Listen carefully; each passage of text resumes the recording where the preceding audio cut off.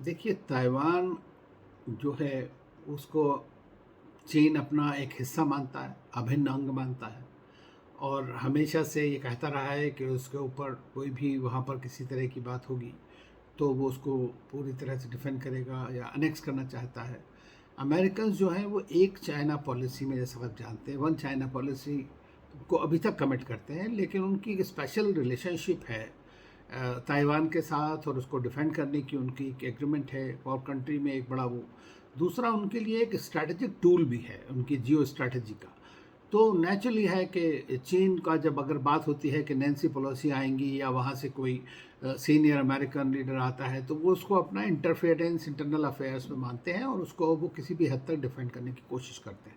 और इसीलिए जब अभी बात हुई है बाइडन की और शी जिनपिंग की, टेलीफोन पे काफ़ी फ्री एंड फ्रैंक बात हुई है, उसमें उन्होंने बड़ा क्लियरली, चाइना ने भी कह दिया है कि रेड लाइन है उनकी और अमेरिका भी इस बात को जानता है। और चूंकि इस वक्त ऑलरेडी इतनी तनातनी दुनिया में है रूस को लेकर के, और रूस और चाइना एक साथ कह सकते हैं एक दूसरे को सपोर्ट करने में है पूरी तरह से, तो ये वर्ल्ड एक तरह डिवाइड हो रहा है कोल्ड वॉर 2.0 के बीच में।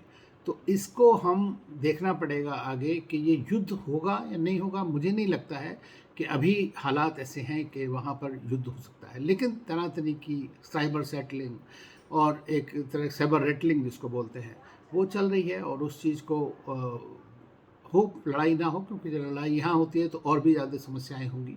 तो देखना पड़ेगा कि किस तरह से आगे बढ़ रही हैं ये बातें। जहाँ तक अमेरिका और चीन की जो टेंशन की बात है, ये काफ़ी रियल है। ट्रेड से शुरू होता है, इन्वेस्टमेंट से होता है, आपके आर्मी के में होता है, इंडो पैसिफिक में होता है, ग्लोबल। क्योंकि चीन अब एक ग्लोबल फुटप्रिंट चाहता है। चीन एक तरह से इकोनॉमिकली तो नंबर 2 पावर है, लेकिन नंबर 1 होने में उसे बहुत ज़्यादा टाइम नहीं लगेगा। और इसीलिए वो पूरी कोशिश कर रहा है किस तरह से इकोनॉमिक जाइंट बन जाए और बाद में वो साथ साथ मिलिट्री और अपना लेकिन चाइना का राइज जो है वो एक बेनेवलेंट राइज नहीं हो रहा है जैसा दिख रहा है, क्योंकि उसके जो हेजेमोनिस्टिक एम्बिशंस हैं, जो सारे नेबर्स इंडिया हो, चाहे इंडो पैसिफिक में हो, चाहे कहीं पर भी हो, तो वो इस तरह की जो उनकी हैं उससे बड़ा समस्या क्रिएट हो सकती है। तो रूस और चीन एक तरफ हो सकते हैं और बाद में अमेरिका और वेस्ट एक तरफ हो सकते हैं। अब जो यूक्रेन की लड़ाई हुई है उसका एक जो सीधा साधा सा आउटकम नज़र आ रहा है वो ये है कि वर्ल्ड डिवाइड होने में बड़े चांसेस हैं फिर से वो कोल्ड वॉर 2.0 होने के।